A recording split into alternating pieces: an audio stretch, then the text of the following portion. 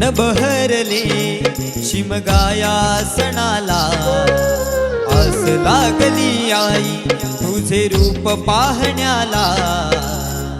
देव माझा एक वर्षान येतो भेटीला, आनंद लागाव खांदा देतो पालखीला।